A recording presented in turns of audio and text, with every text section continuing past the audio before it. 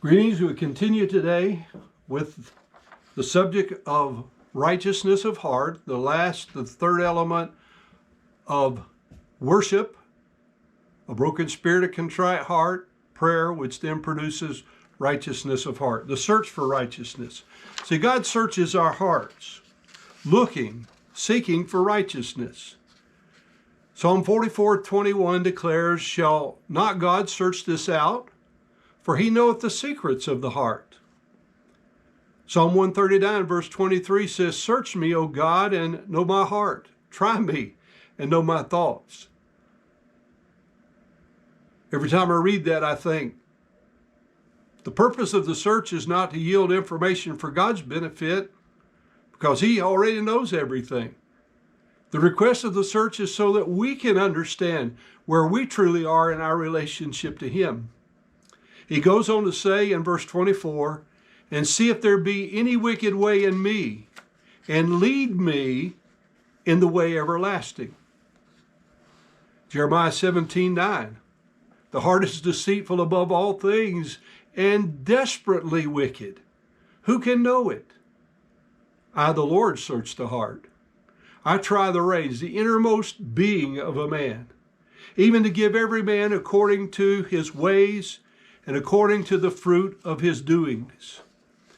In 1 Samuel 16:7, the Lord said unto Samuel, "Look not on his countenance or on the height of his stature, because I have refused him.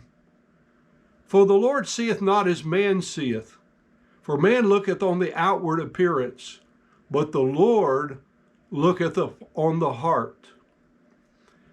The final three verses of the 78th Psalm are speaking of King David, when it says, "He, God, chose David also his servant, and took him from the sheepfolds, from following the ewes, the female sheep, great with young. He brought them to feed, to shepherd Jacob his people, and Israel his inheritance. So he fed, he shepherded them according to the integrity of his heart, and guided them by the skillfulness of his hand." Hear what God says. He chose David for two reasons: because of the integrity of his heart and because of the skillfulness of his hands. God promotes those in whom he finds righteousness of heart.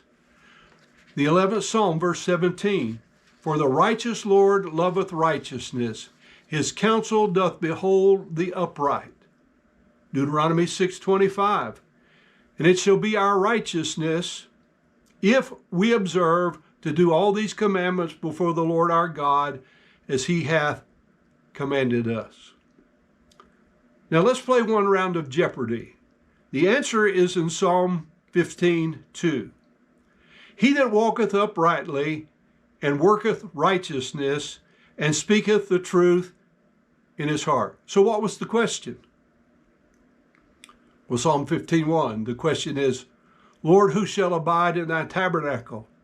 And who shall dwell in thy holy hill?" Malachi 3:3 speaks prophetically of the millennium after Israel is purged from iniquity. It says that they may offer unto the Lord an offering in righteousness. There's an old song that asks, "How about your heart? Is it right with God?" If it is not right when we make this examination, then this is our opportunity to come and make it right.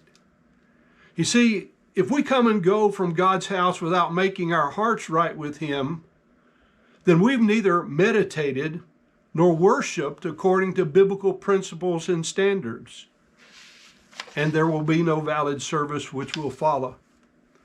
These are facts from Scripture. They're true and unchanging. The only question is what you and I will do with them. The attitudes and actions of our temporal lives will reveal what future judgment will affirm.